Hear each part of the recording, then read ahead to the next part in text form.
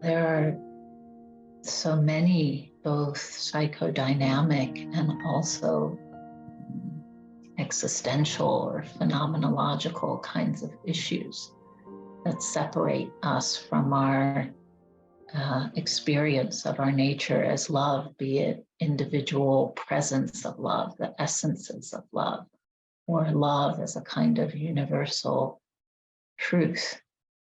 I mean, one of the major issues that separates us from the experience is that we think we are separate human beings.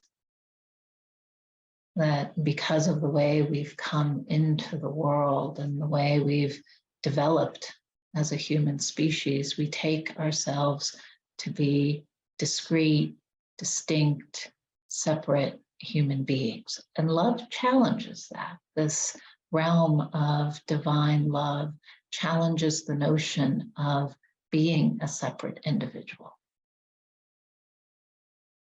There's also all of the kinds of things we rather avoid, the difficulties of heart, not feeling loved or not feeling well enough loved or not being loved in an attuned way. We can have all kinds of issues about not wanting to get lost in something bigger, feelings of overwhelm as we approach various states of love, be they differentiated or the kind of larger undifferentiated love. And with all of them, it's really our practice on this path is we allow every experience. That we're with it, we feel it, we don't take it to be the final truth, and we investigate it.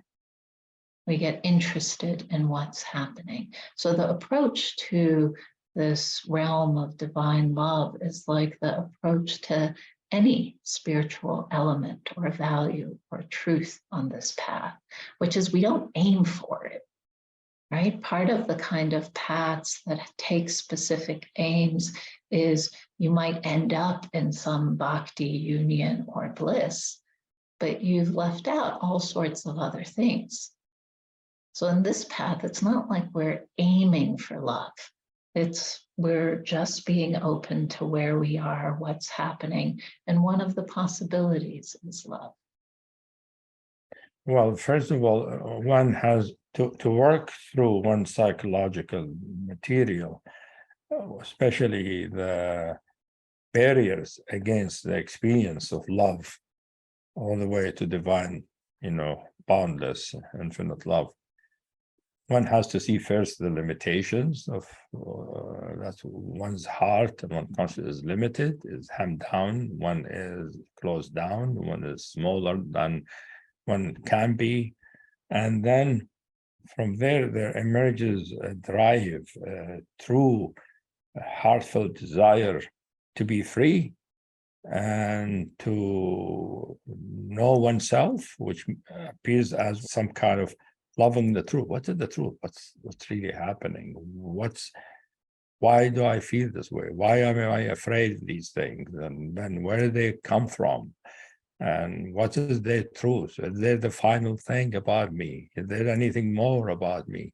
So the curiosity and loving to know the truth about oneself and reality is a major requirement and necessity for wanting to confront these and deal with them, and not be discouraged by seeing the fear and the terror and the pain and the abandonment and all that, which every human being has to encounter.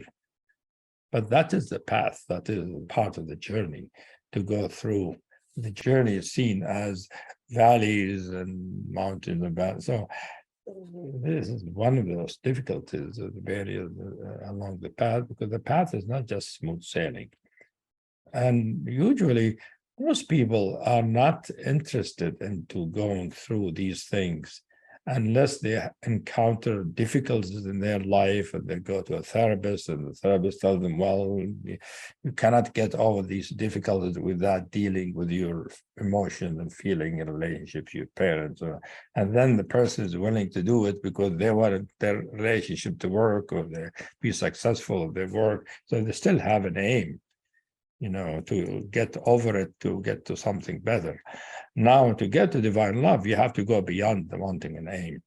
It's just wanting to know the truth of reality, truth of oneself, regardless what the results, what will happen. And that is possible for a human being because the drive, the true drive to be free, the true drive for self-knowledge can appear as just recognizing what is there, knowing its truth, and trusting that it will work out by itself. It will part. The veils will part, will show other things. It might show other veils or might show new things that are wonderful. And that is a journey that could take a long time or a short time, depending on the person, their character. But first of all, I'm not saying it's an easy journey. And that's why the majority of humanity don't take that journey, because it's not an easy journey. But it is a really worthwhile journey. It's a journey not like any other journey. It is the results of the journey. It is something unimaginable, how wonderful, how good, how beautiful it is. And only the individual who have some experience of that, some appreciation of that, can say it's really beautiful, wonderful, it's worth it.